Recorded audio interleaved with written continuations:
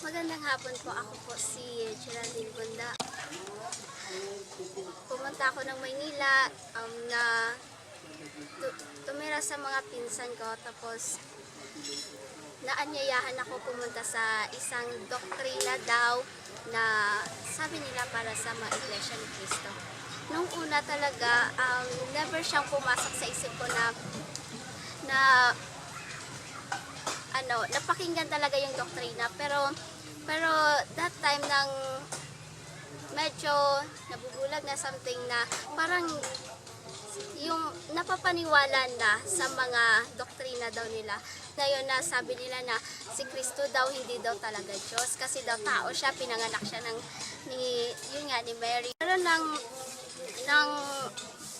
umuwi ako dito, tapos dun ko nakilala yung mga tao na hindi ko akalain na makakapag bukas ng aking isipan para sa mga bagay na hindi masyadong maliwanag. Na si Kristo isang Diyos na nagkatawang tao